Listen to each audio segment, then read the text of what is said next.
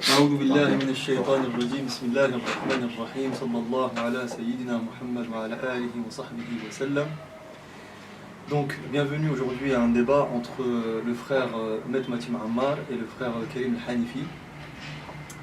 Donc, qui va avoir lieu sur le sujet, sur le thème de la da'wa, est-elle une hérésie contraire au Coran et à la Sunna? Ça va être un débat, Inch'Allah, de maximum 1h45 minutes, d'accord, avec une introduction de 10 minutes de chaque intervenant. Ensuite, 2 minutes d'intervalle entre chacun jusqu'à ce qu'on atteigne le maximum de 1h45. Donc il y a des règles très très simples, alhamdoulilah, on est entre adultes, matures, donc aucune interférence entre les deux débatteurs pendant le débat. On termine, Inch'Allah, on laisse l'autre terminer, même si ça commence à bouillir et qu'on a des choses à dire. On attend, Inch'Allah, de toute manière, vous pourrez répondre après. Donc je vais présenter les deux frères, Inch'Allah. Je vais commencer par le frère Met Matim Ammar, donc qui est un frère qui est assez connu maintenant, intervenant depuis pas mal d'années, auteur de pas mal d'ouvrages aussi, qui intervient sur YouTube sur des sujets principalement islamiques, en rapport avec l'islam et les sciences islamiques, et ce qui se passe un petit peu dans le monde francophone. Depuis plus d'une dizaine d'années, quinzaine d'années maintenant, 20 ans si on compte les livres et tout. Et donc voilà. Le frère Karim Hanifi, donc fondateur du CRRC, Centre de recherche en religion comparée, dont le travail principal, comme la plupart, beaucoup de gens le savent maintenant, son travail s'axe sur deux axes principaux. Donc c'est la da'wa et la propagation du message de l'islam, et la réfutation et la défense de l'islam contre les adversaires et les opposants de l'islam. Donc comme vous êtes maintenant, je pense, assez connu sur la toile, c'est pas la peine de faire une présentation plus longue que ça. Donc je vais vous laisser, Inch'Allah ta'ala. Vous aviez convenu que c'était le frère Karim Hanifi qui commençait. Donc bismillah et bon débat, Inch'Allah. Inch'Allah, durant 10 minutes, c'est ça? 10 minutes chacun. Après, on n'est pas obligé de tenir 10 minutes. D'accord. Tu as 10 minutes pour exposer la chose. Très bien. Donc frère Ma'mar, salam alaikum wa rahmatullah. Donc alors je vais faire rapidement une présentation du thème. Donc en fait la thématique c'était de définir si oui ou non le débat interreligieux est-il contraire au Coran et à la Sunna. Est-ce que c'est une hérésie ou autre? Donc personnellement moi quand j'ai vu les points que tu as avancés, j'ai été un petit peu percuté et choqué. Pourquoi? Parce que j'ai pas retrouvé en fait l'aspect de ce que disent justement le Coran et la Sunna. Donc c'est justement le thème que nous allons aborder. Donc alors je vais commencer par être assez clair par rapport à des points que tu as signalés à l'intérieur. Donc c'est très simple. La loi islamique, elle doit être acceptée et applicable. L'acceptation, elle est obligatoire, c'est-à-dire que nous avons une loi qui a été faite pour les musulmans, mais elle est applicable selon des circonstances et un contexte particulier. Autrement dit, dans la loi islamique, il y a des choses, comme par exemple les peines légales ou autres, qui ne s'appliquent qu'en terre islamique, et sous certaines conditions. Donc l'acceptation de ces choses-là est une obligation pour tout musulman. On n'est pas musulman si on rejette en fait la loi de Dieu, ce qui est logique, et d'ailleurs c'est pas une nouveauté, puisque comme le thème c'est interreligieux, donc on va aussi rapporter ce que les autres ont fait et ce qui les concerne, c'est-à-dire que les juifs ont la Torah.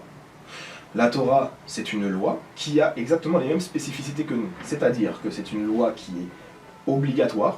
Si tu ne l'acceptes pas, tu deviens un mécréant. Tu tu es un apostat.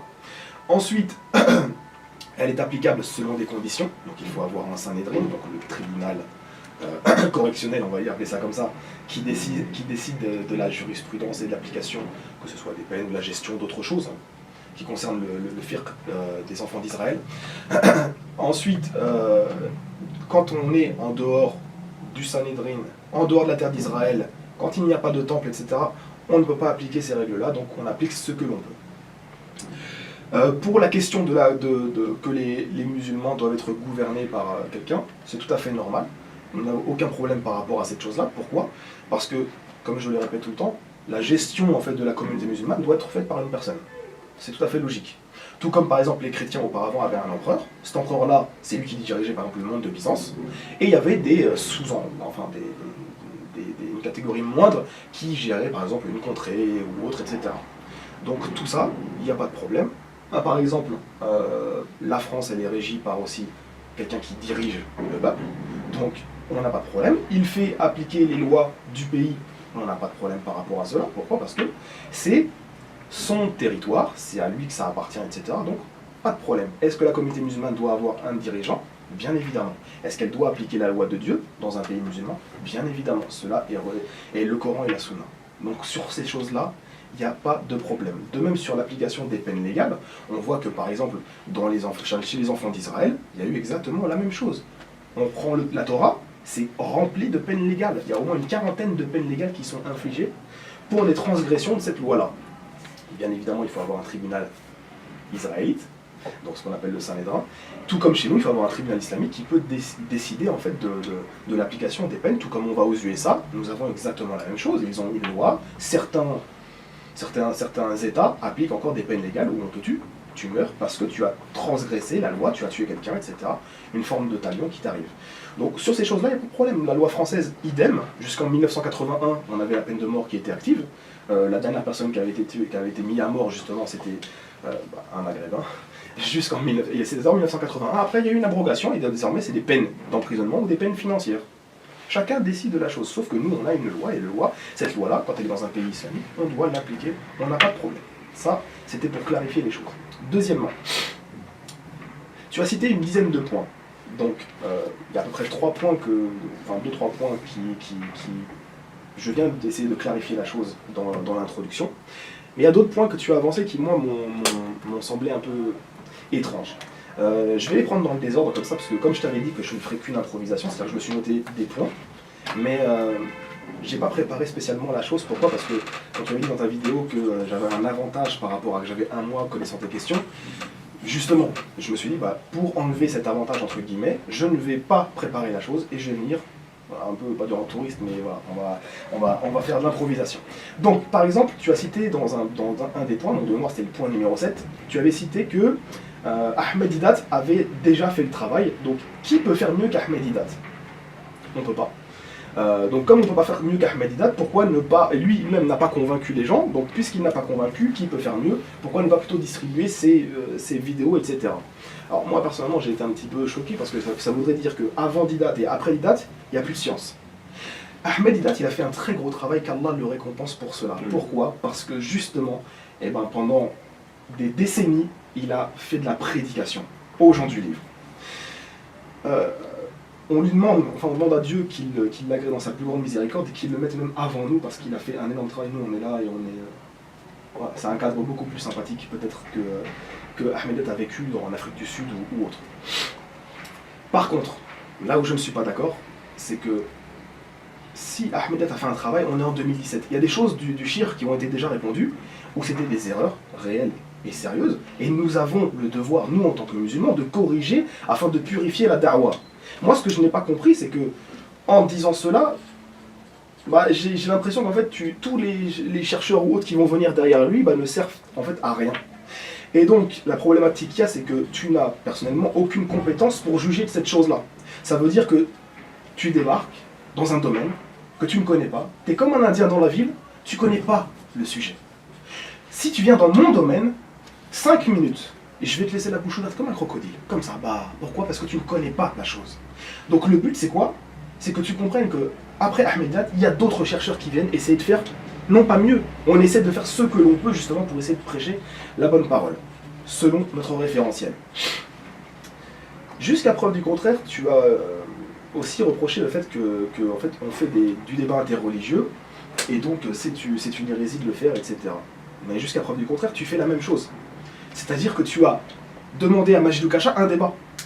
Donc tu fais en fait la même chose. Si nous on fait du débat interreligieux, c'est pas pour se regarder dans les yeux et pour faire comme les enfants d'Abraham, où tout le monde est beau, tout le monde est d'accord. Absolument pas. Quand on fait du débat interreligieux, c'est pour convaincre l'autre que nous sommes dans la vérité, que nous voulons vous ramener à cette vérité. Bien évidemment, c'est très propre et personnel, puisque c'est nous qui considérons avoir la vérité. L'autre personne ne va pas considérer cela. Donc le but, c'est de la convaincre et de la ramener. Ensuite, qu'est-ce qui se passe? Nous répondons à des ambiguïtés, et ça c'est très très important. Pourquoi? Parce que le fait de répondre et de défendre l'honneur du prophète sallallahu alayhi wa sallam, c'est le plus grand des combats qu'on peut faire ici. Pourquoi? Parce qu'en fait, on rabaisse notre religion, on critique l'islam, etc. Donc, au moins avoir une petite aïza, une petite fierté et prendre voilà, la communauté un peu en main sur ce domaine-là et répondre. Pourquoi? Parce que moi, je reçois mais des centaines de mails et de messages de gens qui me disent « je perds la foi, je suis en dépression, aide-moi, etc. » Parce que les gens, justement, ils sont dans une problématique. Ils vivent dans des ambiguïtés. Et nous, notre rôle, c'est pas de parler de Pierre-Paul Jacques, non. C'est de pouvoir mettre une ceinture de sécurité autour de la communauté musulmane afin qu'elle ne flanche pas. Ces gens-là ne te prennent pas ton corps. Franchement, il y a une différence entre quelqu'un qui te prend ton corps dans une guerre et quelqu'un qui te prend ton âme dans une guerre spirituelle. Moi, franchement, quand je vois quelqu'un qui meurt martyr, si cette personne-là, elle a vraiment le degré de martyr, parce que Dieu seul sait réellement la chose, eh bien, c'est une chose, mais l'inverse, c'est quoi? C'est que l'inverse, tu vas en enfer. La personne te ramène en dehors de l'islam. Donc il faut protéger ces gens-là. Pourquoi? Parce que ça, c'est très important. Ces gens-là, ils sont dans le doute continu. Donc voilà, moi, ce que je veux t'expliquer, c'est que le débat interreligieux, outre le fait que le Coran et la Sunna, comme on va le voir, le valide absolument, mais c'est que dans notre circonstance à nous, c'est très très important de le faire. Tu as dit aussi d'autres points, on ne va pas tous les aborder ici maintenant, on va les faire à travers la discussion. Tu avais dit aussi par exemple qu'il n'y a plus de chrétiens. Étant donné qu'il n'y a plus de chrétiens, il n'y a pas de débat interreligieux à faire. Très bien. Moi, non, mais, pardon, excuse-moi, laisse terminer même sur son argumentation. Donc le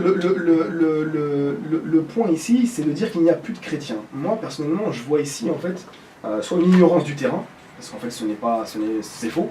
Tu compares Jacques Chirac ou autres qui, par exemple, ne sont pas chrétiens, en tout cas comme nous on le conçoit, etc., et qui sont plutôt des gens qui sont laïcs et autres, avec des vrais chrétiens. Nous, on débat avec des théologiens, ou alors des prêtres. C'est pas la même chose, ce sont deux choses complètement différentes. Alors après, voilà, on essaie surtout de toucher les gens qui ont critiqué l'islam, ou alors des théologiens spécifiques. Mais de dire qu'il n'y a plus de chrétiens, pour moi, c'est une hérésie. Pourquoi? Justement, parce que pour moi, c'est une contradiction avec le Coran. Allah subhanahu wa ta'ala te dit dans la sourate 3, verset 55, 5, 14, que les chrétiens, il y en a jusqu'à la fin des temps. Jusqu'au jour du jugement, il y aura des chrétiens. Toi, tu me dis, il n'y a plus de chrétiens. Donc c'est une contradiction avec le Coran. Et justement, nous, on rencontre des chrétiens du matin au soir. Et donc nous faisons da'wa comme on peut. Donc je vais rester sur ces points-là. Comme ça, moi, ça me suffit. Juste dire pour terminer que l'interreligieux, il faut quand même que tu comprennes une chose, c'est que c'est la matière principale du Coran. En fait, c'est la matière principale. Pourquoi? Parce qu'en fait, la matière principale, c'est le tawhid. Mais la base de l'interreligieux, c'est le tawhid. On nous parle des messages antérieurs, on nous parle des messages du passé, on nous parle des gens du livre, etc., etc. Et donc, si tu regardes bien, si tu réunis, si tu fais le jma' de tous les versets qui parlent de cela, c'est la matière première du Coran, la matière interreligieuse. Donc, dire que c'est contraire au Coran, à la Sunna, et on verra ça par la suite, pour moi, je pense que ça a un véritable problème. Merci bien. Merci beaucoup, Karim. Donc, tu as fait 10 minutes 45. Bismillah, mon frère mathématique, c'est toi. Merci. Alors, la première des choses, c'est que tu m'as avancé 3 points par rapport aux questions que j'avais abordées dans ma vidéo. Et je vais les mettre de côté pour éviter de m'étaler trop longtemps sur le temps qui m'est imparti. Et que par conséquent, je vais aller directement au préambule de ma motivation. Donc je garde les 3 points sur lesquels tu trouves une contradiction de côté. Et si je les oublie, tu me feras rappeler afin que je puisse te répondre à ces 3 points sur lesquels tu trouves des contradictions. Donc je les ai notés ici et on y reviendra après. Alors, la première des choses, bien évidemment, avant toute chose, je te suis grandement reconnaissant, et je le dis du fond du cœur, de mon témoin, d'avoir accepté le débat. Comme tu le sais, tu es le premier, en plus tu t'es déplacé, en dépit des propos que certains ont tenus vis-à-vis de moi-même, voire même de certaines pressions que j'ai pu entendre. Donc c'est tout à ton honneur. Ce qui m'a conduit à revoir un certain nombre de mes questionnements et à passer des propos que je considérais relativement virulents. Je pense que c'est mon devoir de faire un retrait d'un certain nombre de propos. Ce qui est la moindre des choses, parce que toute la démarche prouve ta sincérité. Alors, ce qui nous conduit aujourd'hui à nous rencontrer, j'ai réalisé une vidéo dans laquelle je posais, non pas à toi personnellement, mais à tous ceux comme toi, qui s'inscrivent dans cette activité du débat interreligieux, 10 questions. Lesquelles me font tout dire que le débat interreligieux, dans ce contexte, est parfaitement contraire au Coran et à la Sunna. Ce qui a eu pour conséquence une réaction de ta part, laquelle s'est traduite par cette rencontre, et c'est tant mieux. Puisqu'en effet, nous savons que non seulement tu t'investis à titre personnel dans cette activité, et pas que, puisqu'à l'écoute d'une de tes vidéos, tu nous fais savoir que tu as ouvert le CRC, donc le Centre de recherche en religion comparée. De plus, j'apprends à la lecture de ta biographie sur Facebook qu'à court terme, je le cite, le CRRC fournira un enseignement de qualité avec un cursus sur 5 ans, avec la dernière année déclinable en plusieurs pour les plus téméraires, via une plateforme e-learning, excusez-moi pour l'anglais, ouverte à tous, hommes, femmes, personnes âgées, musulmans et non-musulmans. Ouverture du site internet du CRC pour la même occasion. D'autres débats et démarrage d'une série de conférences sur les relations comparatives verront également le jour si Dieu veut, Inch'Allah. Il s'agit donc d'un engagement, selon qu'on puisse dire, total. Me concernant, autant que musulman, je parle d'un postulat qui est absolument très simple et unanimement reconnu par tous les musulmans, toutes tendances confondues, même ceux qui ont une tendance hérétique, mais sur ça tout le monde est d'accord, que Allah Azza wa Jal n'a créé les djinns et les hommes que pour qu'ils ne l'adorent.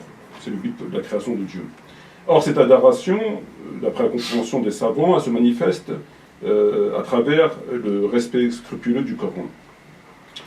Le respect scrupuleux du Coran nous impose de respecter ses obligations, ses interdictions, de ce qui est licite, de ce qui est illicite, fuir les grands péchés et enfin, autant que possible, les petits. En somme, respecter et faire respecter le livre de Dieu.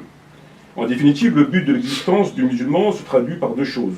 Pourquoi nous sommes sur terre, le musulman et la musulmane, se traduit par deux choses. La première chose étant la satisfaction de Dieu, qui est très difficile à obtenir, et la deuxième chose étant le paradis, qui est à mon sens un niveau en dessous de la satisfaction de Dieu.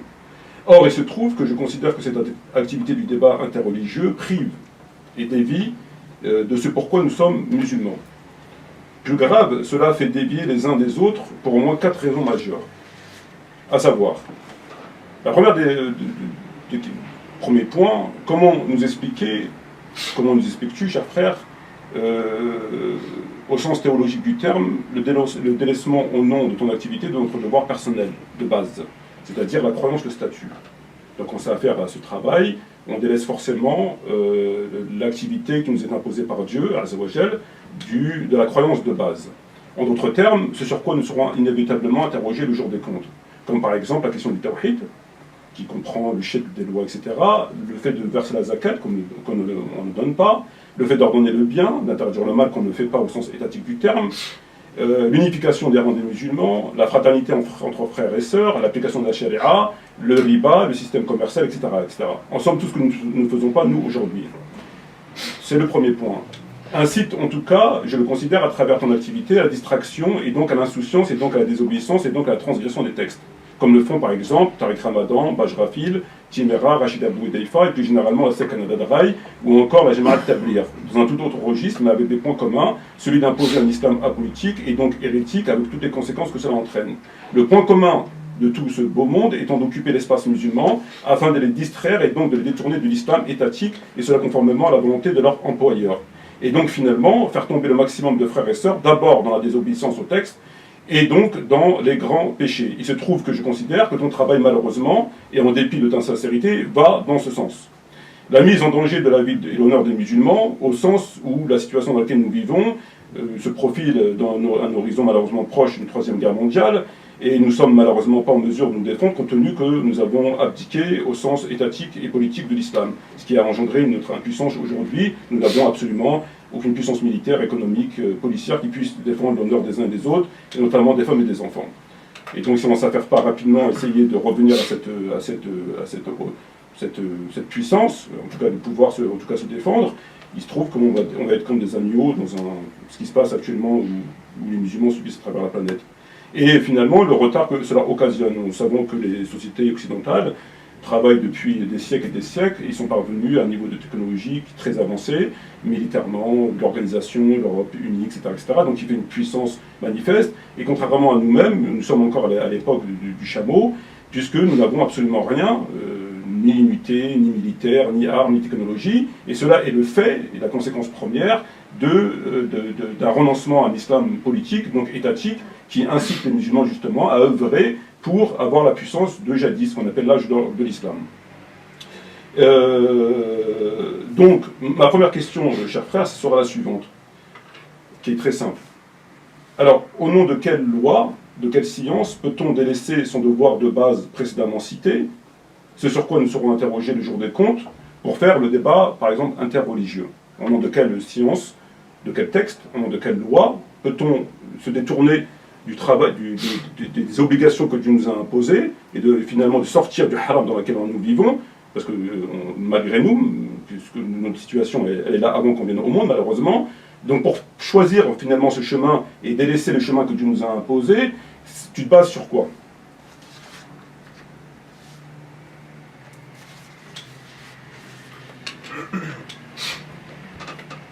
Ça y est, C'est bon? Ah oui, c'est bon. Ah ouais, d'accord, Encore ok. du temps, hein. Non, non, c'est bon, c'est bon. D'accord, Ok. c'est que j'avais pas compris ça, ok. Ok, très bien. Donc, à partir de maintenant, c'est 2 minutes. 2 minutes chacun. À chaque fois, d'accord. Donc, pour reprendre les points, bon, on les reprendra après, puisque tu n'as pas répondu à ces choses-là. Donc, alors, déjà, nous ne faisons pas dévier les gens, en fait, de leur principe. Pourquoi? Parce que dans l'interreligieux, tu apprends énormément ton dîn. Parce qu'il ne faut pas croire qu'on enseigne Pierre-Paul Jacques, c'est ça qu'il faut que tu comprennes. Au contraire, quand tu reviens aux sources, parce qu'en fait les non-musulmans, eux, nous envoient des ambiguïtés, donc ça, en fait tu reviens aux sources principales pour pouvoir ensuite voilà, te revérifier ce que tu as, ton patrimoine, etc. Donc justement, tu reprends, tu as énormément, si tu me poses la question aux gens en général, l'interreligieux leur fait toujours monter leur foi. Pourquoi? Parce qu'en fait, ils se rendent compte qu'ils sont dans le haqq. Si tu apportes une bonne argumentation, si tu apportes de bons points, les gens, ça les rassure. Ça leur fait beaucoup de bien, justement. Et voilà, l'interreligieux n'a jamais été apolitique. Ça aussi, c'est une fausseté. C'est une fausseté. La preuve, regarde, quand je t'ai fait une introduction, j'ai été très clair. Et ces choses-là, même dans l'interreligieux, on en parle. La preuve, je t'ai même cité des choses interreligieuses. Pour pouvoir te parler de la gouvernance, te parler des lois, te parler de ci et de ça. Donc concrètement, en gros, ton point n'a pas vraiment d'impact sur la véritable nature du dialogue interreligieux. Donc on ne distrait pas les musulmans, bien au contraire. La priorité, sur quoi je me base pour dire, en fait, pour faire de l'interreligieux, en fait c'est très simple.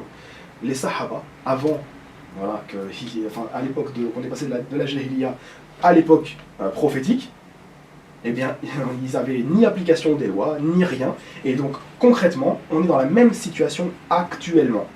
Et ils appelaient à Allah. Donc ça veut dire que s'ils appelaient à Dieu, nous-mêmes, on est en train de faire la même chose, selon le contexte et les circonstances. Et c'est ça la problématique que moi, je voudrais que tu comprennes. C'est-à-dire que ce qu'on fait, on le fait selon nos capacités. On fait au mieux, en tout cas, pour essayer de sauver les musulmans, en tout cas, essayer de sauver leur âme de cette manière-là. Peut-être que toi, tu peux considérer que ce n'est pas la meilleure des choses, mais en tout cas, on essaie de le faire au maximum parce que ni l'interreligieux ne sont apolitiques, ni on les distrait, bien au contraire, ça les oriente vers un islam qui est, entre guillemets, purifié, parce que tu enlèves les ambiguïtés qui existent. On laisse la parole au frère Merpati. Bien sûr. Alors, il me semblerait, frère, que tu n'as pas répondu à ma question. Ma question est très simple, c'est que nous, en tant que musulmans, on ne doit pas interférer dans les ordonnances coraniques. Il se trouve que nous ne sommes plus à l'époque de la jahiliya, même si l'esprit est identique, voire même pire, les statuts diffèrent d'un statut voilà. Mais il se trouve que le Coran a été révélé, la phase mécoise et la phase médinoise a été révélée. Par conséquent, le Coran que nous avons, nous, on se doit de l'appliquer tel que nous l'avons. C'est-à-dire, il ne nous est pas permis de revenir à la mécoise pour X ou Y raison. Tout ce qui a été révélé, on doit l'appliquer maintenant. Il ne nous est pas permis de revenir en arrière, peu importe les circonstances. Donc ça, c'est pas, à mon sens, un argument qui puisse être... voilà. La question qui est posée, elle est très simple. Moi, je suis musulman. Je suis musulman et mon but à moi, c'est de plaire à Allah, d'éviter les grands péchés. Les petits péchés, ça devient de plus en plus dur, mais en tout cas d'éviter les kaba'ir, notamment le shirk, etc., le fait de donner la zakat, etc.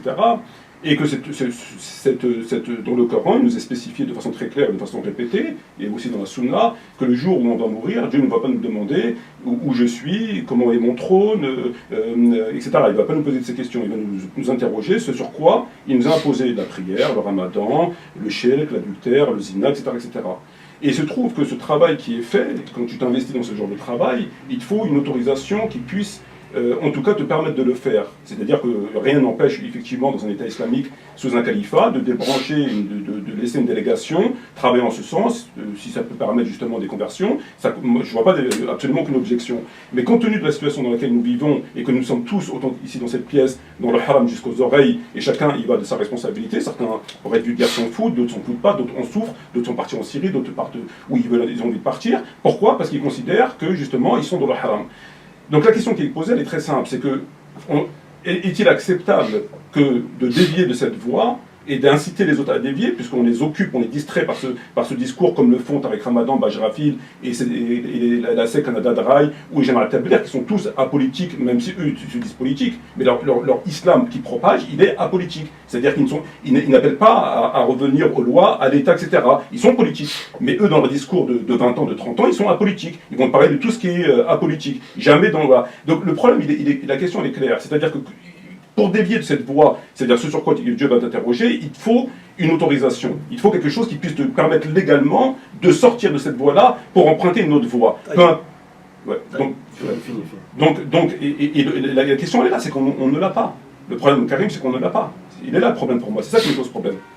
Très bien. Donc en fait ton point principal c'est qu'au jour du jugement on va être interrogé en fait sur des choses qui sont très importantes, etc. Très bien, sauf que tu vas aussi être interrogé par rapport à l'appel que tu as fait à Dieu. C'est aussi un fard d'Aïn de faire cette chose-là. C'est aussi un fard kifaya au niveau communautaire, mais concrètement c'est un fard d'Aïn d'appeler les gens à la religion. Donc concrètement, ça veut dire que tant que je n'ai pas, par exemple, un gouverneur musulman, je ne peux pas appeler à Dieu. Mais ça c'est un non-sens absolu. Puisque les Sahaba à l'époque, c'est pour ça que j'ai pris cette chose-là, appeler à Dieu, même c'était des mouchriquines, donc c'est entre guillemets encore pire que des gens du livre, puisque au moins eux ils ont une connaissance de Dieu. Donc en fait si tu veux, le fait qu'ils le faisaient, alors qu'il n'y avait ni gouverneur, ni d'application de rien, ça veut dire qu'en fait ils seront interrogés aussi par rapport à cette chose-là. Et nous c'est ce que nous essayons de faire. On essaye d'appeler à Dieu selon justement les prérogatives que Dieu a données dans le Coran. Le Coran il est clair. Sourate 3, verset 64, il ne faut pas que tu zappes tous ces versets-là. Il faut que les gens du livre viennent à une parole commune entre nous et vous, de n'adorer qu'un seul Dieu. Ça, le fait que Allah dit dans le Coran, Sourate 16, verset 125, que voilà, il faut appeler au sentier de ton Seigneur. Le fait que Allah te dit dans la Sourate 29, verset 46, qu'il faut parler de la meilleure manière avec les gens du livre, sauf les injustes parmi eux.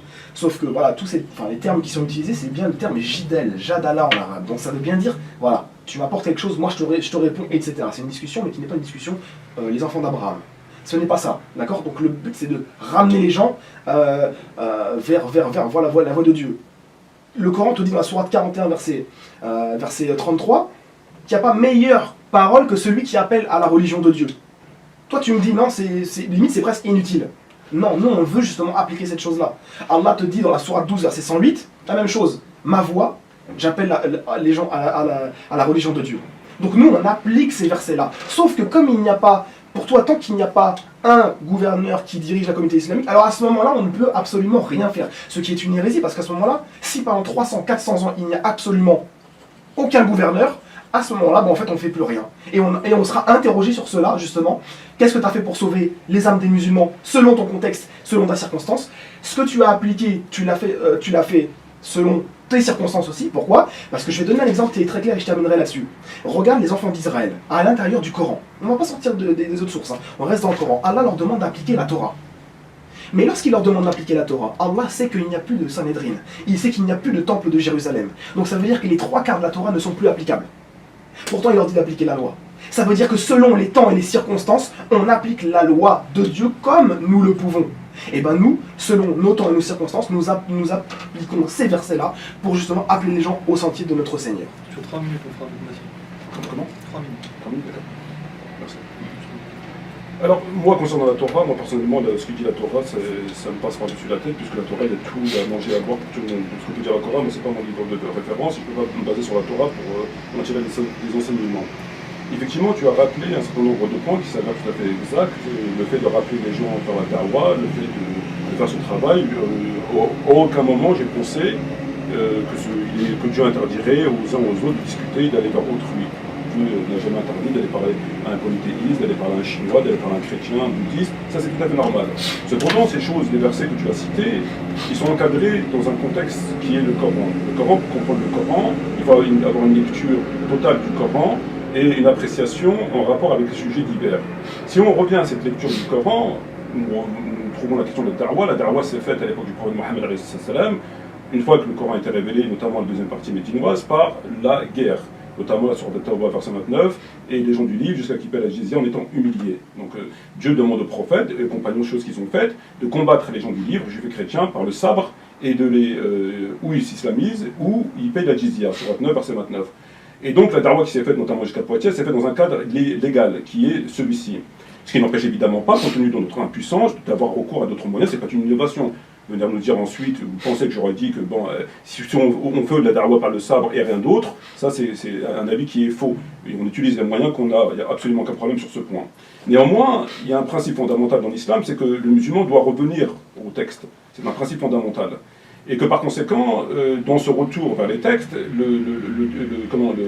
la question de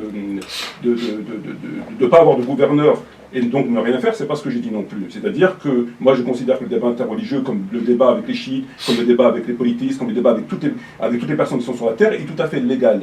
À une seule et unique condition, c'est que avant cela, les musulmans ont travaillé, ont œuvré pour instaurer rétablir leur situation, qui leur permet dans un premier temps d'être conformes à ce que Dieu leur demande, et dans un deuxième temps de ne plus être des victimes. Par conséquent, je te prends deux exemples. Tu prends un musulman, tu prends un autre musulman. Tu as un musulman qui, aujourd'hui, vit même à Paris, on va dire, et qui s'évertue tous les jours, tant bien que mal, d'essayer de revenir au Coran. Il ne paie pas la zakat, il fait du chef dans les lois, il est obligé des fois de porter plainte, il est obligé de payer la TVA, bref, bon, on a une situation dans laquelle on vit.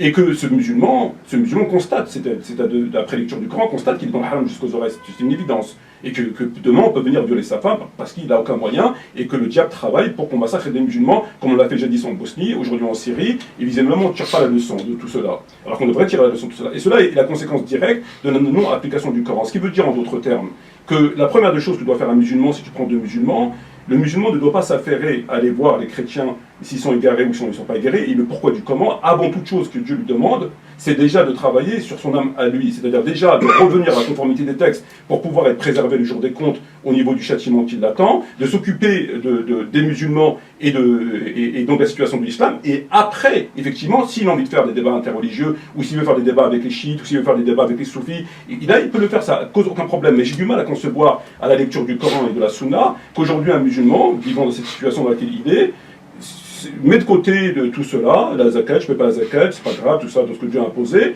et je vais m'occuper des chrétiens pour voir s'il est égaré ou pas. Avant de guider les gens, il faut se guider soi-même. Avant de sauver les âmes des autres, il faut sauver sa propre âme. Avant de sauver la famille des autres, il faut sauver sa propre famille. C'est un principe universel. On ne peut pas les délaisser. Par ailleurs, lorsque tu dis que par rapport aux chrétiens, aujourd'hui, nous avons 1,5 milliard de musulmans qui sont égarés au sens étatique du terme, c'est-à-dire qu'ils sont musulmans par la Ishahadou, il n'y a pas de problème, mais dans la pratique, ils ne pratiquent rien. Ils sont complètement côté de la plaque le plus souvent, complètement côté de la plaque, mais vraiment complètement côté de la plaque. Donc, ces gens-là, ils sont plus importants que les chrétiens, parce qu'eux-mêmes, comme il a dit le prophète parmi les signes de la fin des temps, il restera, tu l'as dit, des musulmans jusqu'à la fin des temps, il restera des chrétiens à la fin du temps, mais entre musulmans et musulmans, il y a une différence. Le prophète a dit dans des hadiths, dans des sentences, à la fin des temps, à la fin des temps, il y aura beaucoup de musulmans. Il y aura énormément de musulmans, mais sans aucune valeur. Les mosquées seront pleines, les cœurs seront vides, etc. Vous suivrez les juifs et les chrétiens au point que si l'un d'entre eux rentre dans un trou les arbres. Donc le prophète nous a décrit cette situation du musulman nombreux, mais sans aucune valeur. Donc ça existe, mais on doit... Ouais, merci. Et on doit s'occuper, à mon sens, comme tout bon berger qui se respecte, de son troupeau avant de s'occuper des autres. Donc je vais m'occuper de la situation qui m'est personnelle à moi, de me conformer au livre, à ma famille, aux musulmans de chez nous, et après, effectivement, s'il y a possibilité de m'occuper des chrétiens, j'irai le faire sans aucun problème. Voilà. On va recadrer un petit peu le débat parce qu'à chaque fois vous débordez.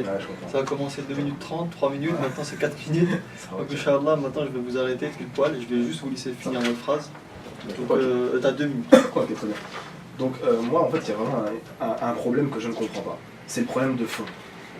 L'un n'empêche pas l'autre. Tu peux parler aux musulmans et leur expliquer les choses comme il le faut, et qu'à côté de ça, tu fasses de l'appel à Dieu. En fait, l'un n'empêche pas l'autre. Et ça, c'est pour moi, c'est ça que tu ne comprends pas. Toi, tu crois qu'en fait, du matin au soir, je suis avec ma petite Bible, j'avance dans les rues et je suis un témoin de Jéhovah. Absolument pas. C'est pas comme ça que nous, on fonctionne. Peut-être que c'est comme ça que d'autres ont fonctionné, toi tu vois ces choses-là, et que tu nous classes tous dans la même catégorie. Absolument pas. Donc on fait les deux en même temps. Deuxièmement, tu m'as dit oui, la Torah c'est pas mon problème, etc. Je t'ai pas dit ça. Je t'ai cité le Coran. Que le Coran te dit dans la Sourate Al-Maïda que les Juifs doivent appliquer la Torah. Mais comment tu veux qu'ils appliquent la Torah puisqu'il n'y a plus de temple, il n'y a plus de grands prêtres, il n'y a plus de Sanhédrin? Ça ne marche pas. Ça veut dire qu'ils doivent appliquer ce qui leur reste. Et bien de même, nous, en Occident, on applique ce que nous pouvons. Mais comme je t'ai dit, rien n'empêche pas l'autre. Si tu veux appeler pour que les musulmans aient un gouverneur, comme par exemple, je sais pas moi, les Français vont appeler pour avoir un président, comme n'importe qui va vouloir appeler pour avoir quelqu'un qui dirige cette nation-là, il n'y a pas de problème. C'est pour ça que je te dis qu'en fait, il y a un problème dans la compréhension.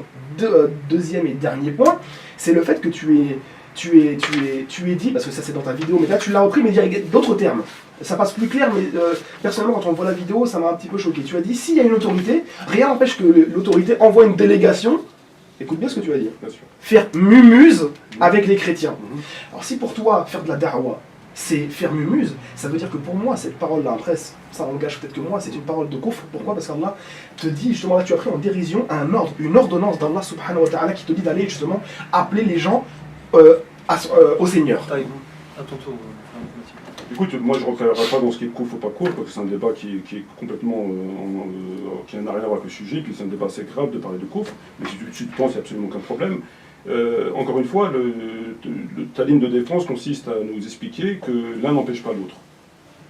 Moi je veux bien l'entendre, ça ne pose absolument aucun problème. Et si l'un n'empêche pas l'autre, alors je dis tant mieux. Et que Dieu te facilite ton travail. Il se trouve malheureusement que ton travail, comme je l'ai stipulé au début de mon préambule, c'est que c'est un travail à plein temps. Tu t'affaires à ce travail-là, et d'ailleurs pour reprendre une de tes phrases, tu as dit « J'espère rendre mon dernier souffle ainsi ». C'est ce que tu as dit dans ta biographie. Voilà. Donc là, on n'est pas dans un travail à temps partiel, on est dans un travail à plein temps. Et la chose, elle est très claire.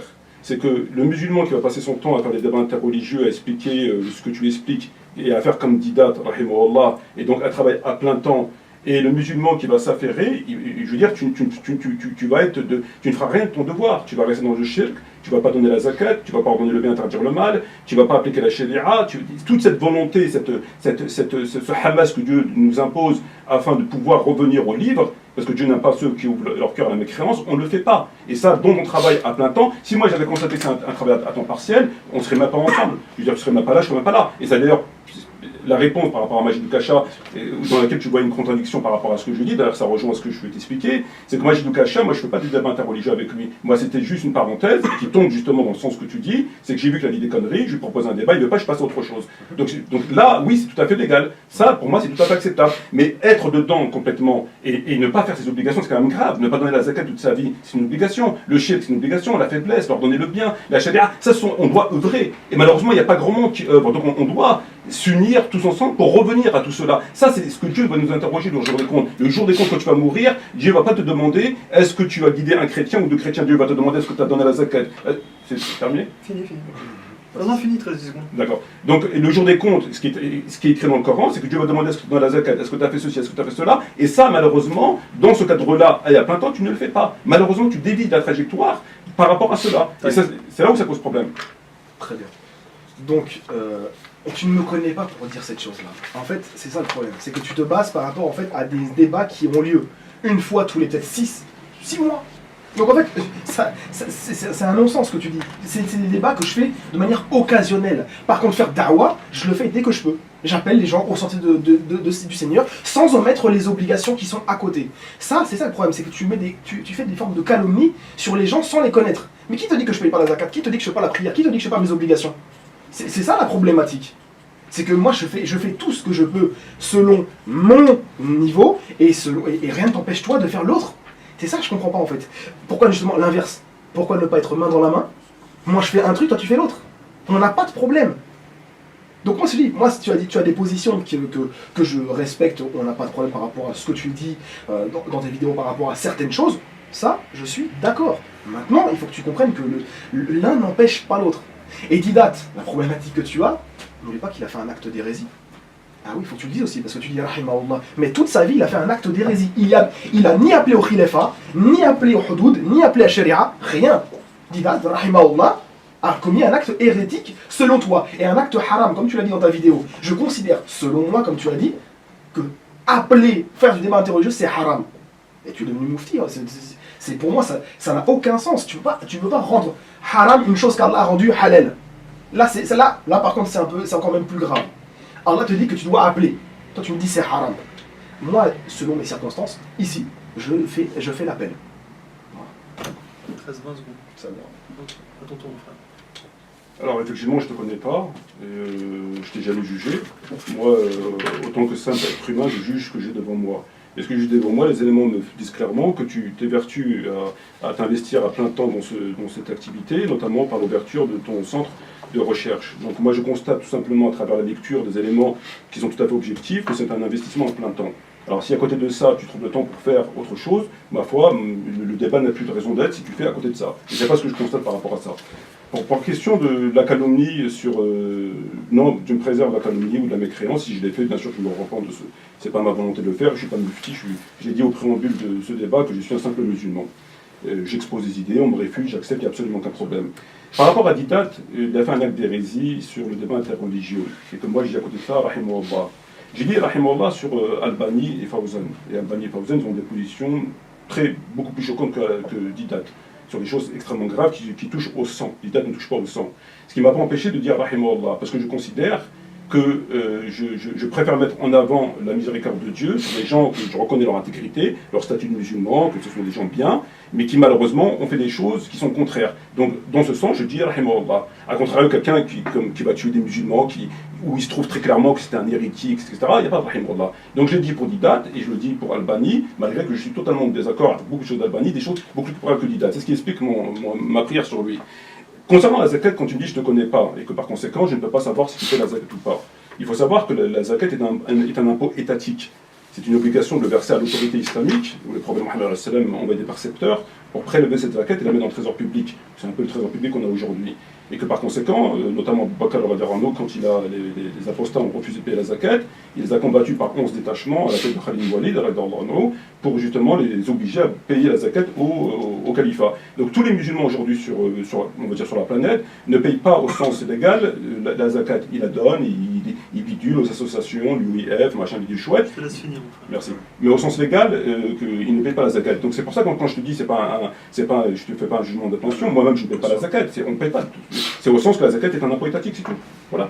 La différence finale, c'est qu'il y a ceux qui veulent y revenir et ceux qui se complaisent, c'est tout. D'accord, très bien. Donc, alors, ce que je constate, moi, en fait, si tu veux, c'est que en fait, c'est un débat qui est clos. Pourquoi? Parce qu'en fait, étant donné que je suis sur les deux tableaux et non pas sur un tableau comme tu veux essayer de me le faire sur moi-même, enfin me l'appliquer, bah en fait le débat il est clos. Parce que selon toi en fait, il faut bien comprendre tes mots parce que tu t'exprimes pas forcément de manière non ambiguë. Donc si je fais du débat interreligieux, mais que je passe pas du matin au soir, toute ma vie, chaque mois, chaque année, à faire cette chose-là, et que je fais aussi ce qui est à côté, donc en fait il n'y a plus de débat, à avoir. Et c'est ce que je fais. Donc concrètement, il n'y a plus de débat à avoir, donc ce débat-là, en fait, il est clos. Donc ensuite, par rapport que le fait que je fais le CRRC, bah oui, justement, je fais le CRRC justement pour appeler au sentier de mon Seigneur, mais ça ne m'empêche pas de faire les choses qui sont demandées à côté. C'est pour ça que je dis qu'en fait, tu pars d'un principe, comme si on était comme je dis, les gens des bisounours, des gens qui sont comme des témoins de Jéhovah, on est là, du matin au soir, je fais de la da'wa. Oui, je fais de la da'wa, oui, certes, mais ça ne m'empêche pas d'appliquer, de demander l'application des choses. Selon notre contexte, je suis désolé, si on ne peut pas payer la zakat de manière étatique, alors à ce moment-là, on la paye comme on peut. Comme je t'ai cité tout à l'heure, et je crois que tu n'as pas compris l'argument, Allah dans le Coran demande aux enfants d'Israël d'appliquer la Torah. Mais il n'y a pas la possibilité d'appliquer la Torah de manière légale. Donc il leur demande d'appliquer la Torah en sachant que ce n'est pas possible. Soit on va dire que Dieu se trompe, ce qui est impossible, mais non, selon le temps et les circonstances, ils appliquent ce qu'ils peuvent. Et bien de même, nous c'est pareil. Moi je suis en France, je fais ce que je peux pour appeler les gens au sentier de mon Seigneur, je fais mon maximum pour payer la zakat, même si elle n'est pas de manière étatique, elle est quand même faite selon des conditions qui nous restent. Donc, et c'est pareil pour la prière et toutes les autres choses. Donc je comprends pas en fait ce point-là, comme je dis, le débat, en fait il est clos. Il est clos parce qu'en fait tu t'adresses à des gens qui peut-être par exemple font des choses comme ils vont avec coexistent. Je sais pas si tu vois c'est qui coexister. Ouais, c'est un groupe en fait où tout le monde se serre la main, tout le monde est les chrétiens, les juifs, même les athées, tout le monde rentre dans la danse, on fait des câlins, on fait des bisous, etc. Ça n'a jamais été notre cas. À toi mon frère. Écoute, moi je demande absolument qu'à te croire. Et je remets pas en question ta parole, mais il se trouve que que ce soit ta page Facebook ou tes activités de site ou tes propos que tu as tenus, que tu veux marcher sur les pages de Didat, etc. Donc c'est la voie que tu as vraisemblablement choisie. Moi je ne peux que constater, mais je ne veux pas faire de procès d'intention, bien évidemment, que tu t'affaires uniquement à ce genre de travail. J'ai pas vu de vidéo que tu as faite pour dénoncer telle chose, j'ai pas vu de vidéo que tu as faite pour dénoncer tel prédicateur, j'ai pas vu de vidéo que tu as faite pour dénoncer la question du tawhid, etc., etc. Donc ça, moi, j'ai pas vu. Donc maintenant, si tu fais ce travail en parallèle, et que ce travail en parallèle, qui est le plus important, ce sur quoi on sera interrogé le jour des comptes, prédomine sur le travail de l'interreligieux, je considère que c'est une condition sine qua non, dans ce cas-là, le débat est clos. le débat est clos. Maintenant, quand tu parles de ne pas pouvoir appliquer la Torah et qu'on fait ce qu'on peut, évidemment, c'est ce que j'ai dit au début, c'est-à-dire que nous, aujourd'hui, musulmans, il y a deux catégories de musulmans. Il y a des musulmans qui se complaisent dans cette situation, c'est-à-dire que quand on leur dit que voilà, il y a telle et telle transgression, ils se complaisent, ça ne les dérange pas. Et tu as des musulmans qui, eux, s'évertuent de revenir. Et le problème, il se pose précisément ici, c'est-à-dire que nous autres, aujourd'hui, tous qu'on est, autant qu'on est ici, on est tous en transgression par rapport à des fondamentaux de la religion. Et que la chose qui est demandée aux musulmans, c'est de revenir et s'évertuer à revenir au texte, afin le jour des comptes, justement d'avoir cette argumentation selon laquelle j'ai pas fait, mais j'ai pas pu. C'est non pas j'ai pas fait, mais je faisais autre chose. C'est là le problème. Mais maintenant, si toi tu me dis que tu t'affaires à faire le travail qui consiste à revenir au tawhid, qui consiste à donner la zakat, qui revenir au califat, qui revenir à la question du sang, qui revenir à la question d'ordonner le bien, interdire le mal, la chaleur, etc. Dans ces cas-là, moi, ça ne me pose absolument aucun problème. Pour moi, le truc, il est parfaitement clair. Mais malheureusement, Karim, à la lecture des éléments qu'on a, c'est pas ce qui transparaît. Je suis désolé, c'est pas du tout ce qui transparaît. Moi, j'ai pas vu une vidéo de toi où tu expliquais pourquoi ceci ou pourquoi cela, j'ai pas vu. Je suis désolé. Et tu n'as pas la possibilité de pouvoir changer l'orientation coranique qui nous impose ce devoir. Dieu nous impose ce devoir, pas un autre devoir, avant toute chose. Très bien. En fait, là, tu rentres dans ce qu'on appelle le raïb, c'est-à-dire que tu fais une forme de, entre guillemets, un procès d'intention sur une chose dont tu n'as aucune visibilité. Moi, tu as de moi la face visible de l'iceberg, mais tu n'as pas la face cachée puisque tu ne sais pas ce que je fais dans ma vie. Donc, à partir de ce moment-là, tu ne peux pas juger la personne. Et le problème, il est là, c'est que tu vois, parce que j'ai une page Facebook qui appelle à une certaine chose, moi, j'ai aucun problème à faire cela puisque c'est ce que Allah me demande. Donc je fais cette chose-là, mais rien n'empêche, ça c'est en amont et en aval, de faire d'autres choses dans mes possibilités pour pouvoir avoir des choses que nous avons citées en introduction. Donc moi ce que je comprends pas c'est ça en fait. Ce débat-là, comme je t'ai dit, pour moi il est clos. C'est-à-dire qu'en fait c'est une chose qui est basée sur une parole vis-à-vis de ma page Facebook. Oui c'est normal parce qu'en fait c'est un projet que je fais. Donc dans ce projet-là, je ne vais pas introduire ces choses-là dedans, puisqu'en fait là c'est de l'appel à la da'wa, où on essaie d'appeler au tawhid maximal. Mais dans cette chose-là, rien n'empêche après de pouvoir discuter de sujets qui sont beaucoup plus complexes, et que ni toi ni moi, entre guillemets, n'avons vraiment les compétences pour en parler. On en parle de manière voilà, simpliste, mais concrètement, je t'ai dit en introduction les points qui sont importants pour la foi du musulman, et c'est la réalité. Donc je ne peux pas être plus clair que ça. Mais maintenant, ici, dans notre circonstance, nous faisons juste de l'appel à la religion de Dieu. C'est tout. À toi, mon frère. Écoute, moi, bien évidemment, je ne connais pas, comme tu dis, la vraie. Moi, je juge par rapport aux éléments qui sont devant moi. Je ne te connais pas, tu ne me connais pas, je ne rentre pas dans ta vie privée, et je n'ai pas du tout l'intention de rentrer dans la vie privée de quoi que ce soit. Il se trouve, et je pense que je ne suis pas le seul à le penser, que c'est un investissement d'engagement à plein temps, candidat par exemple, et non pas un investissement alterné. Et par conséquent, si c'est un investissement à plein temps, c'est contraire aux éléments que je t'ai donnés, du pourquoi nous sommes sur Terre, qu'est-ce que Dieu nous impose, etc. Ça dévie de ce point. Alors, si la personne dévie elle-même de ce point, comme d'autres gens peuvent dévier pour différentes raisons, à la limite, on va dire ça le regarde.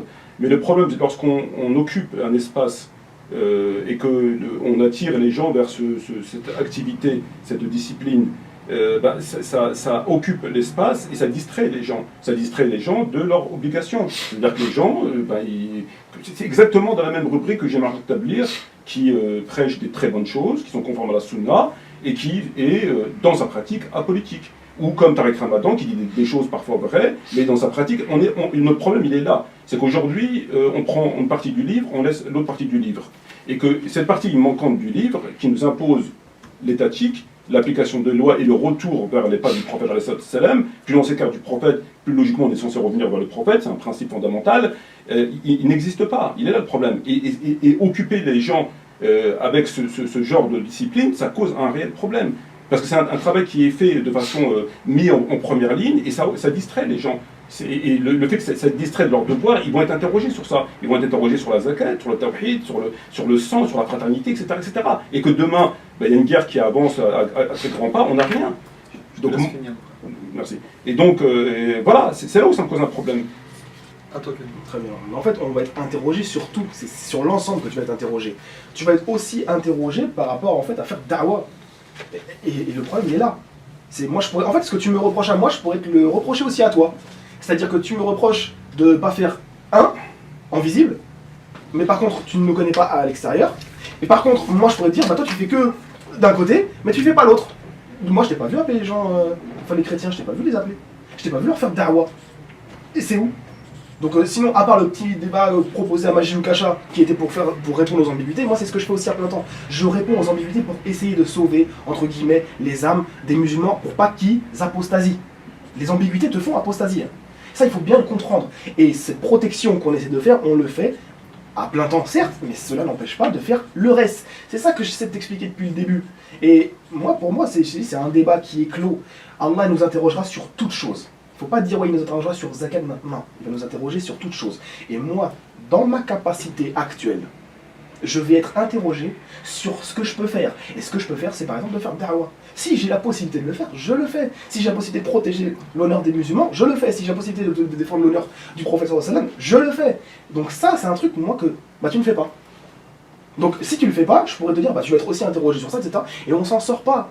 Donc si tu veux, non, moi c'est comme je t'ai dit, pourquoi ne pas faire une main de collaboration, façon de parler, dans le sens que occupe-toi de ce que tu fais, tu continues, et moi je continue de ce que je fais, et voilà, aucun problème.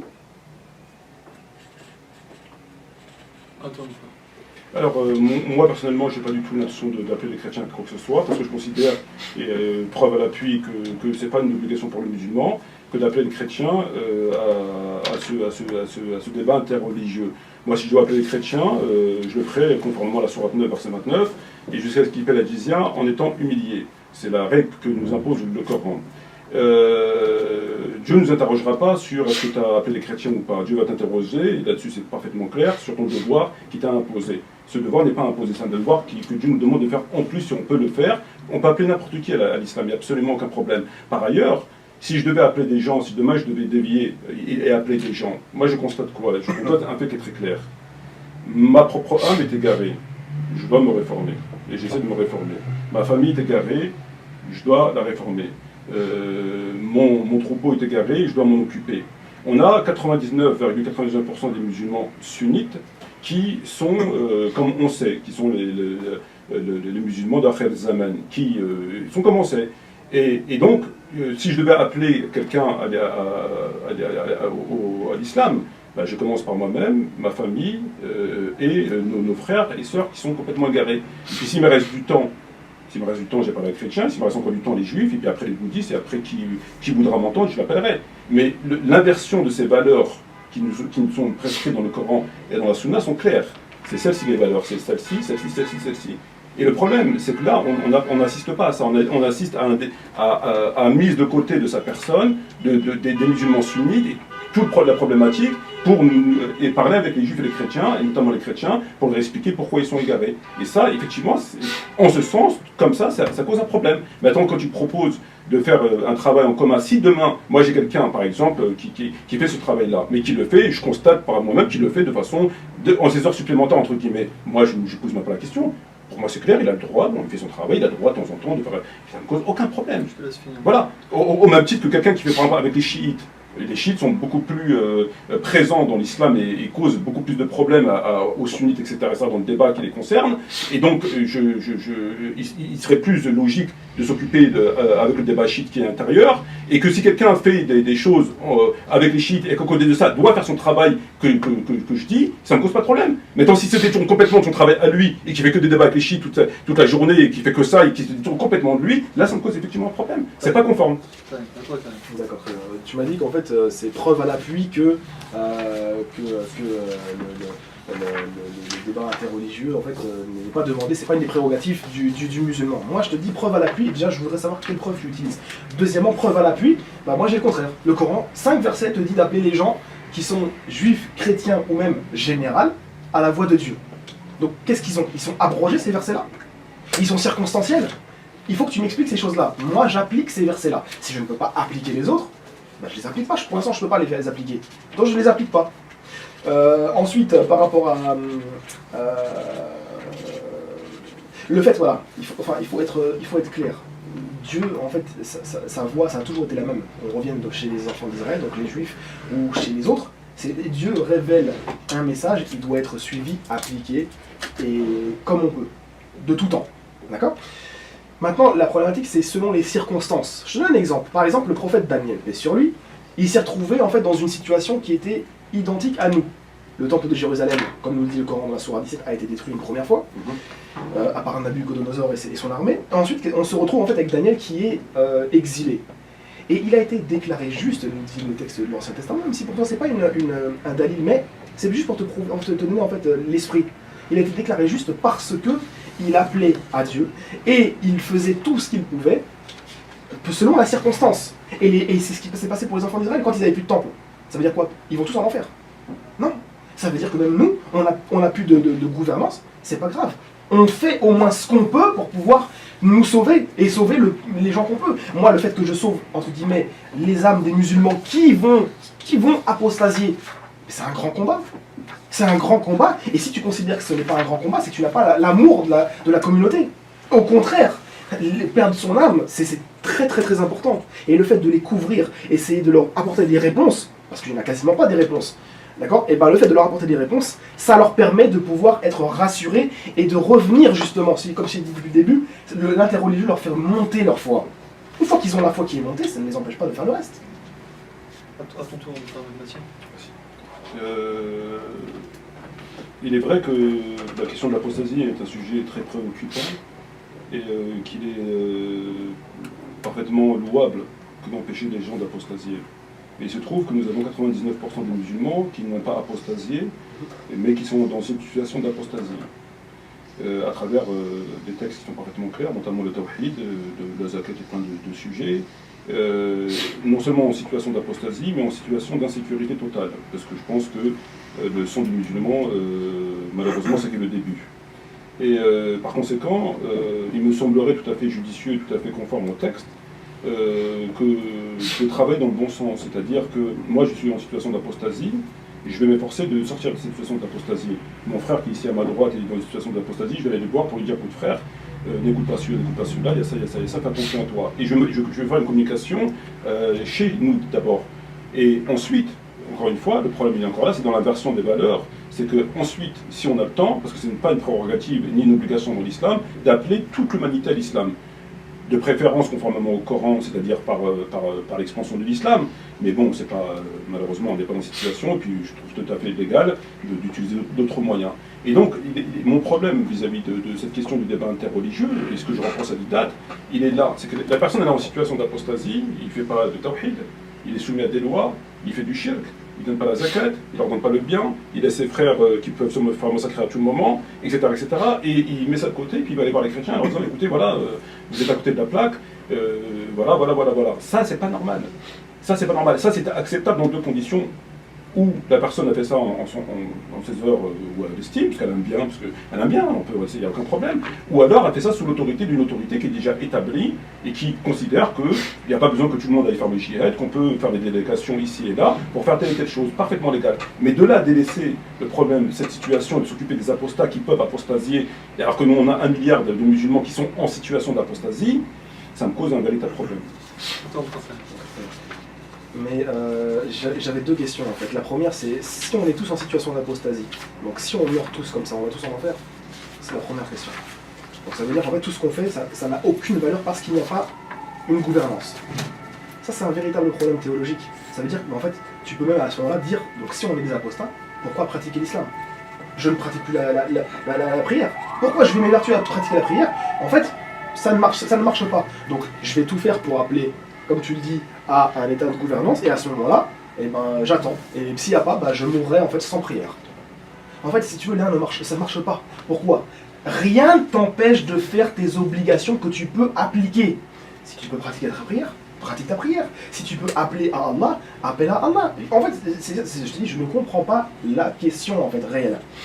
Quant à le fait qu'on n'applique pas de tawhid, mais comment ça on n'applique pas de tawhid? On le fait au maximum. On appelle à Dieu. Shirk, après ça dépend de ce que toi tu appelles shirk, ça dépend de ce que tu considères comme étant du shirk. En fait, c'est un très très long débat en fait. Mais en tant que tel, le débat interreligieux est légiféré. C'est-à-dire Allah t'a dit de faire jidel avec les gens du livre et avec les gens en général. C'est ce que nous faisons. Donc sur cela, tu ne peux pas dire, à part de dire que ce sont des versets qui sont abrogés, ce qui n'est pas le cas, à part dire que ce sont des versets abrogés, tu es obligé d'accepter cette chose-là. Et ben moi, c'est exactement ce que je compte faire et ce que je fais. Maintenant, comme je t'expliquais depuis le début, rien ne t'empêche de faire autre chose à côté. C'est tout. C'est pour ça que je dis qu'en fait, c'est un débat clos. Depuis le début, en fait, le débat, il est clos. À toi la parole, mon frère mathématique. Concernant l'apostasie des musulmans, non, c'est pas ce que j'ai dit que nous sommes dans une situation d'apostasie qui est manifeste et incontestable. Ça me semble tout à fait clair, et pas qu'une fois. Il y a encore une distinction très importante qu'il faille faire, et si on ne la fait pas, on transgresse la législation sur ce point, c'est que tu as le musulman qui vit au même endroit, dans les mêmes lieux, dans les mêmes conditions, sous les mêmes autorités, exactement pareil, deux hommes.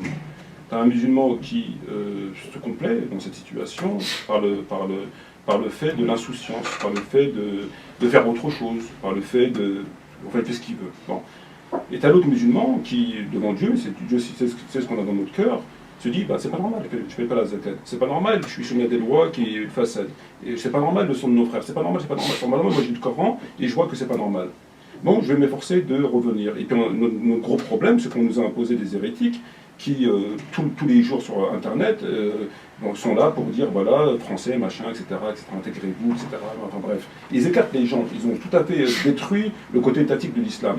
Donc il y a une différence fondamentale entre faire celui qui se complaît et celui qui ne se complaît pas.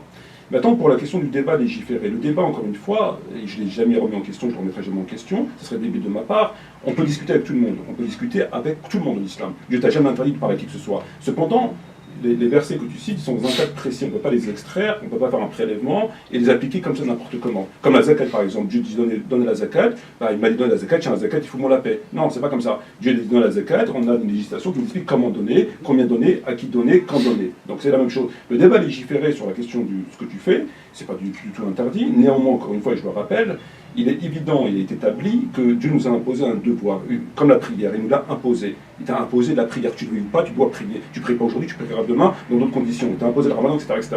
Et parmi ce devoir-là, malheureusement, on a caché, on a détruit tout un côté qui correspond à ce que je viens de dire. Donc, merci beaucoup. Donc, ou bien, il y a deux solutions qui s'imposent à nous autres aujourd'hui. C'est ou bien le constater, acter et intervenir, et faire de notre mieux, ou bien ne pas le savoir et ce qui est une faute, ou bien le savoir et dire on verra ça demain, à sa façon. Et dans ce cas-là, pour moi, les deux sont complètement fautifs. C'est là la différence fondamentale. Toute la différence, ça se pose là pour moi. D'accord. Là, on a 1 heure de débat. Si vous voulez, on fait une pause. Ou sinon, on continue. Non, pour moi, c'est ça. Ok. Très bien. Donc en fait, si tu veux, c'est une problématique, je pense, soit dans le concept ou soit dans les termes. En fait, j'arrive pas à comprendre le problème. Comme je t'ai dit, l'un n'empêche pas l'autre. C'est-à-dire que le fait que tu pratiques le débat interreligieux, mais que rien ne t'empêche de faire le reste à côté de tes obligations, à ce moment-là, il n'y a pas de problème. Et c'est même demandé par Dieu. Assieds-toi et ça. Et c'est même demandé par Dieu. Donc en fait, si tu veux, tu me dis oui, donc ça veut dire que tant qu'il n'y a pas de gouvernance islamique, bah en fait on ne peut rien faire. Et ça pour moi c'est une chose qui n'a jamais existé. Quand il y a une gouvernance islamique, ça nous permet de faire les choses de la meilleure des manières, si la gouvernance est de bonne qualité. Mais par contre, quand il n'y a pas de gouverneur, eh ben, nous faisons ce que nous pouvons. Maintenant qu'une personne qui se complaît là-dedans et que ça lui fait plaisir, par exemple de ne pas être sous une loi, la loi islamique ou autre, à ce moment-là, là c'est un vrai problème. Parce que là, ça veut dire qu'il rejette la loi de Dieu et il préfère une loi des hommes. Là, c'est problématique. Mais quelqu'un, jusqu'à preuve du contraire, et j'espère faire partie de ces gens-là, comme là me donne la sincérité, c'est que, bon, vous tous aussi d'ailleurs, c'est que nous essayons de ne pas faire partie de ces gens-là, dans le sens que Dieu nous a révélé une loi comme il a révélé des lois aux autres auparavant, et nous voulons son application, mais son application ne se fait pas dans un terrain comme ici. Donc puisque la chose ne se fait pas ici, eh bien déjà, ce qui serait bien, c'est que les pays dits musulmans, eux-mêmes déjà, reviennent à la chose. Nous, on est dans un territoire qui est complètement différent, c'est le fiqh des minorités. Ce sont deux choses différentes, et ici, l'une des conditions, c'est d'appeler à Dieu. C'est une des conditions pour rester en Dar al-Kufr, entre guillemets. Toi la parole, mon frère.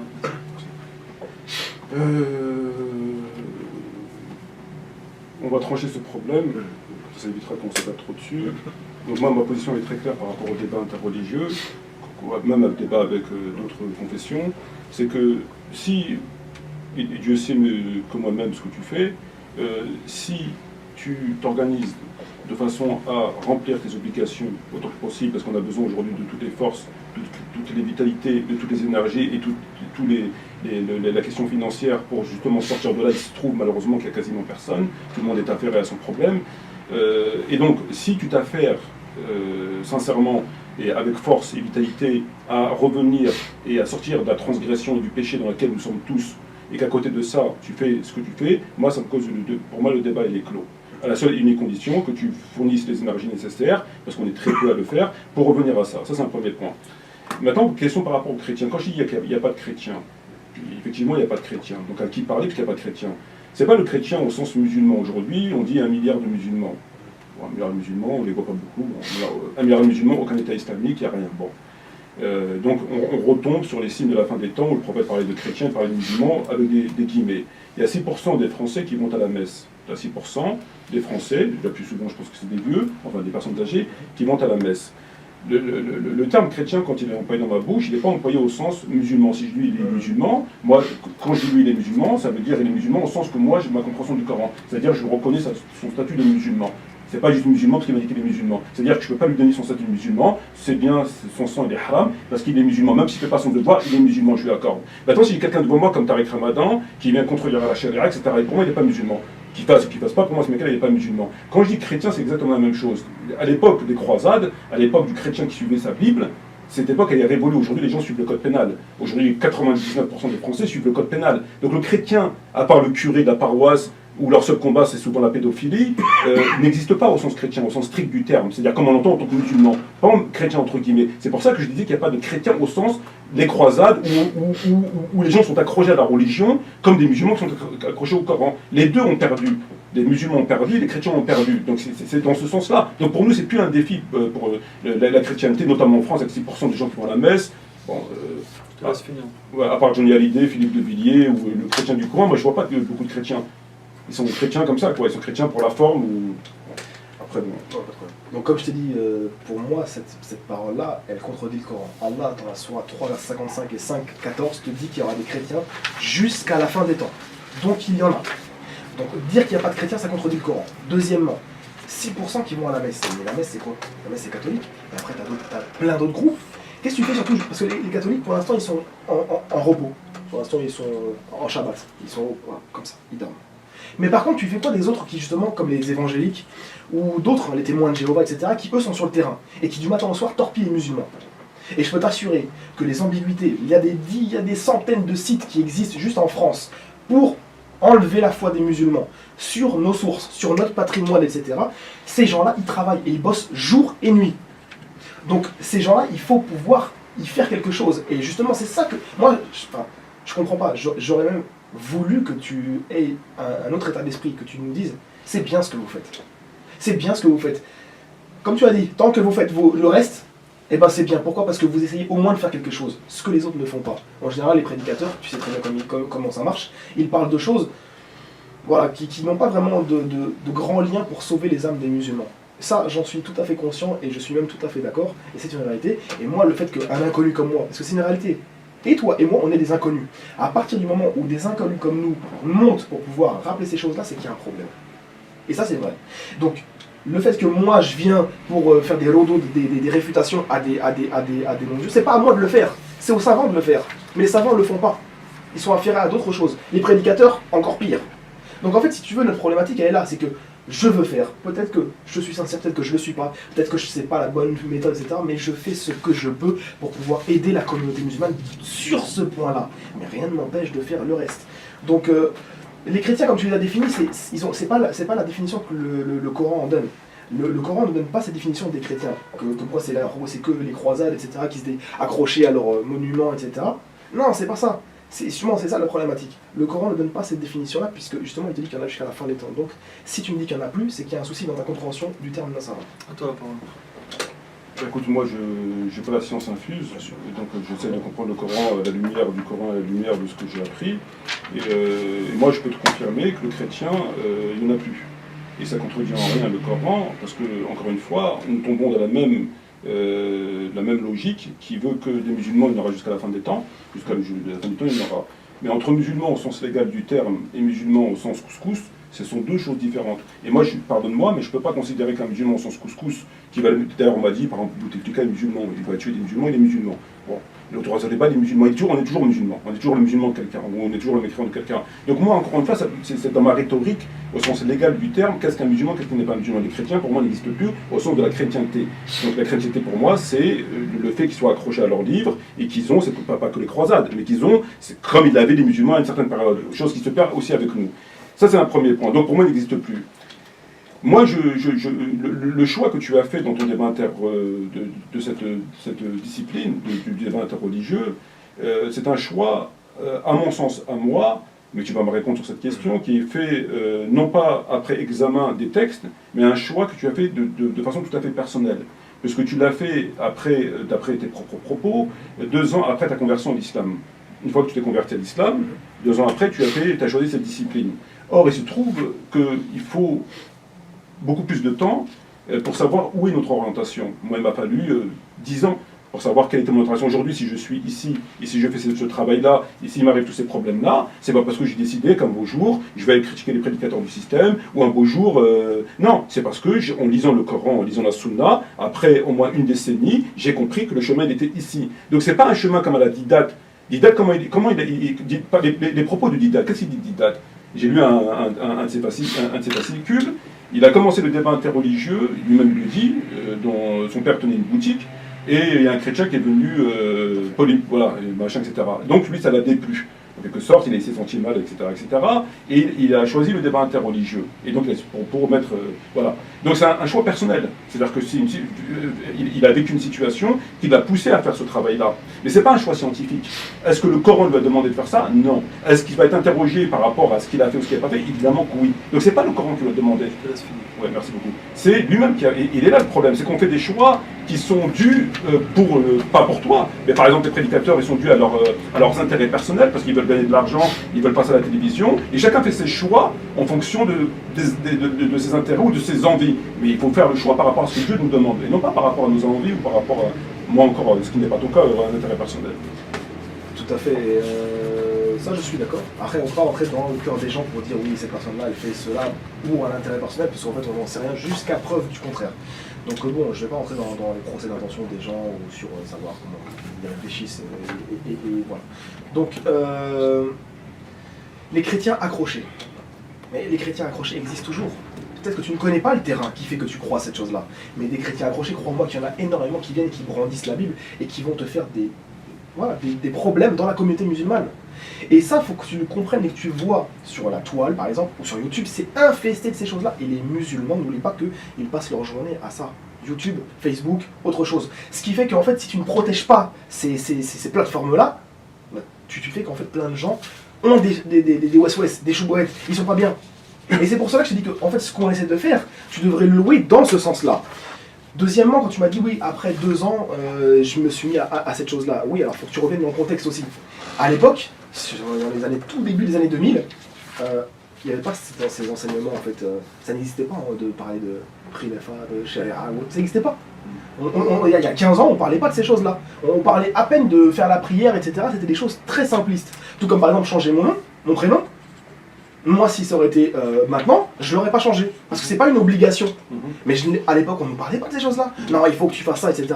En fait, si tu veux, ce que je veux dire, c'est qu'il y a eu une évolution. C'est vrai qu'entre 2000 et 2017, l'islam en France a évolué. Dans quel sens? Est-ce qu'on peut dire que c'est bien, pas bien? En tout cas, il y a eu une évolution. C'est-à-dire qu'il y a la jeunesse qui est revenue à l'islam. Maintenant qu'ils le fassent pas de la bonne des manières, ça c'est à... Après, ça c'est encore à débattre. Mais ce que je veux t'expliquer, c'est que on voit de l'évolution et on devrait dire déjà, alhamdoulilah, qu'il y a cette évolution-là. Je te dis pas que c'est waouh, génial.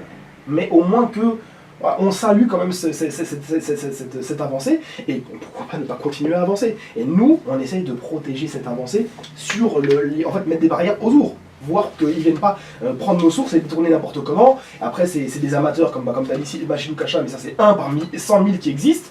Et puis après, tu as les savants qui font la même chose, donc c'est-à-dire les universitaires qui, c'est pareil, ils font des livres, ils font plein de livres, et donc après les gens les lisent, etc. dans les universités, où c'est que des ambiguïtés sur l'islam, tu passes à la télé, c'est que des ambiguïtés sur l'islam, etc. En fait, on est persécuté mentalement, spirituellement et intellectuellement du matin au soir. Ça, c'est une réalité.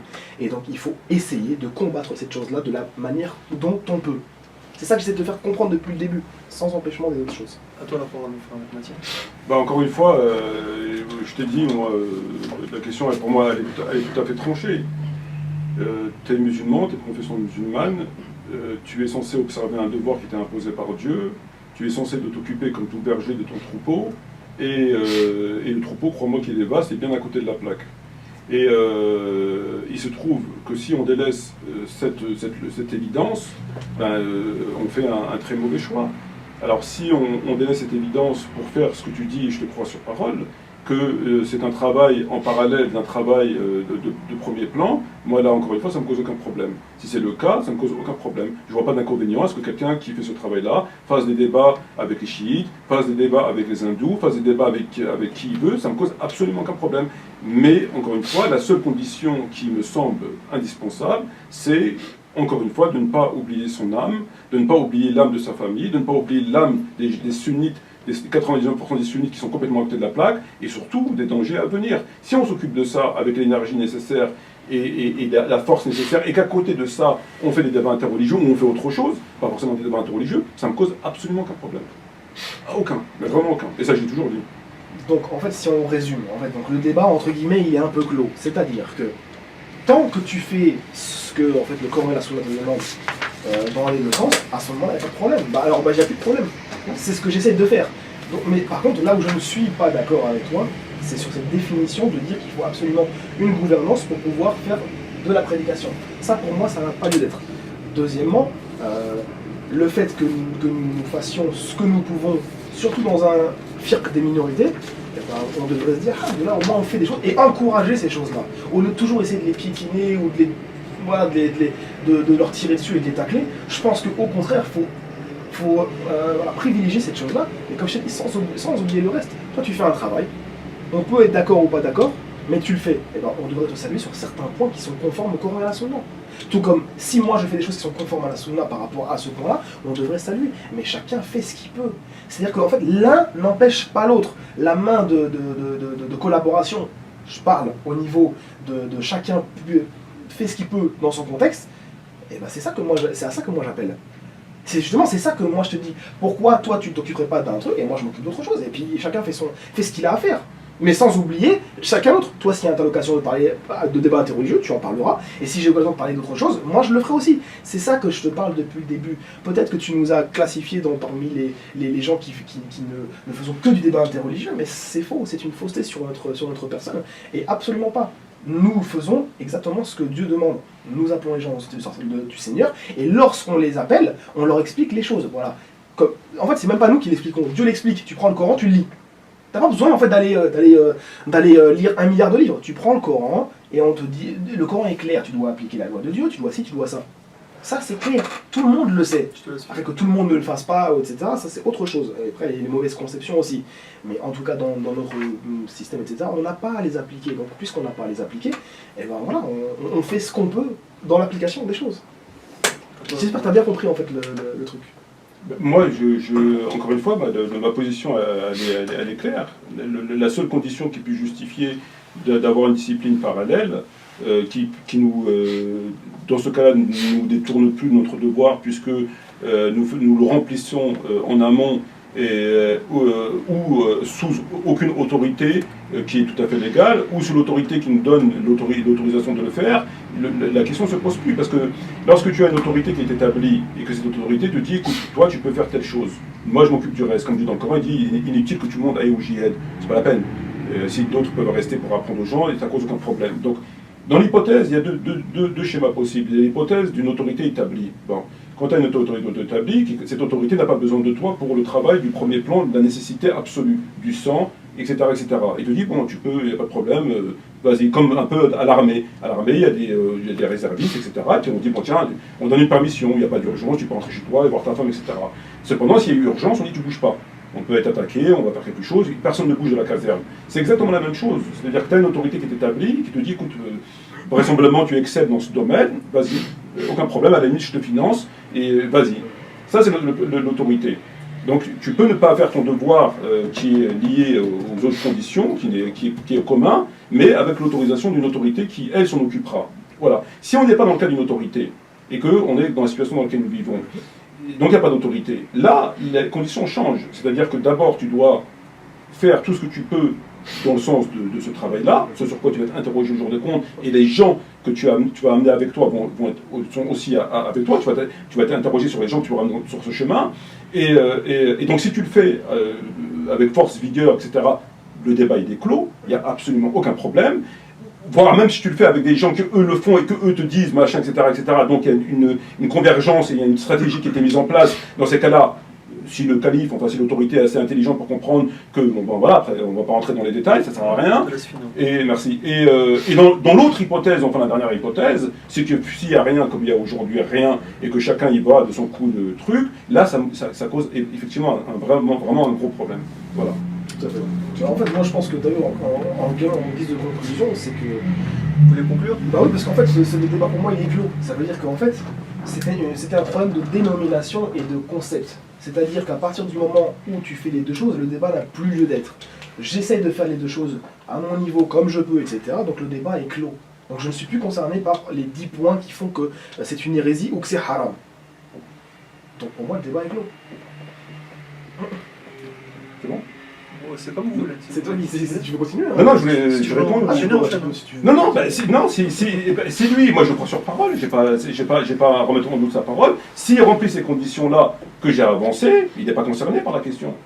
Au même titre que si lui, par exemple, Karim fait des débats avec une secte quelconque, les soufis ou peu importe, et qu'à côté de ça, il remplit les conditions ou de l'autorité qui l'autorise, ou lui-même le fait, ou en convergence avec une organisation qui lui permet, le débat est clos. Il a l'autorisation, à la limite, c'est l'autorité qui prend la responsabilité. Si au lieu de le mettre sur le front Est, ils l'ont mis sur le Sud, et sur le Sud, il n'y avait personne, et qu'ils se sont fait massacrer, c'est la responsabilité de l'autorité. Ça ne me cause absolument aucun problème.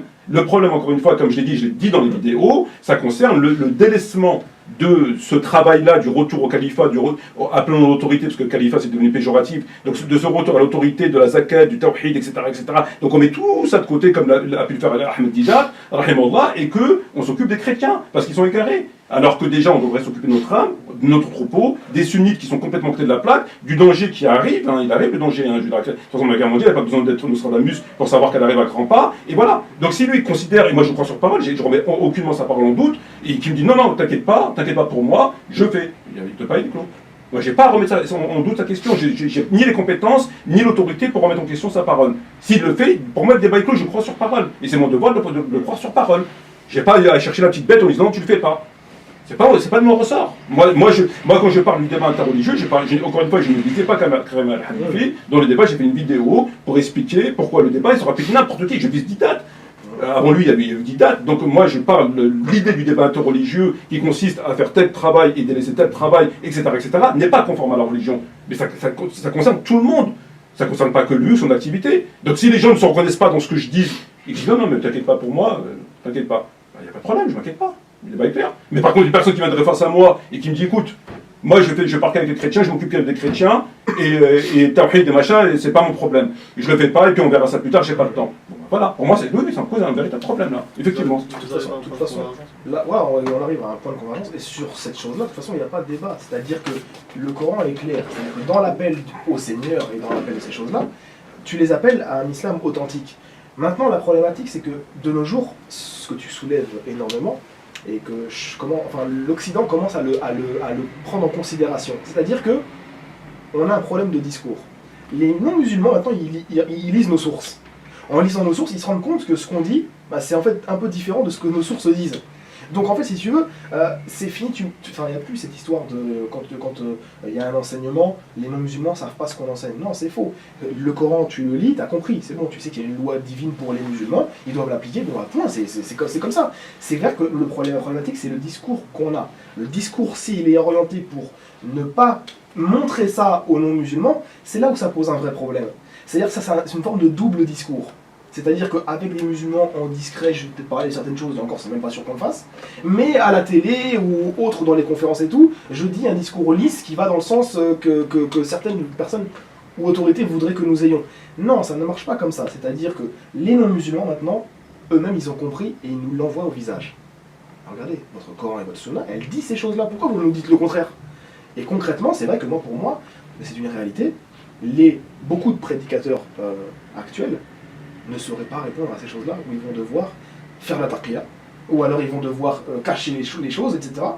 Mais de nos jours, c'est bon, c'est clair. Tu prends le Coran, la Sunna, voilà, on a besoin, enfin, les musulmans sont gouvernés par un gouverneur, comme je t'ai dit depuis le début, chaque pays est gouverné par un dirigeant, donc pourquoi est-ce que les musulmans n'auraient pas cette chose-là?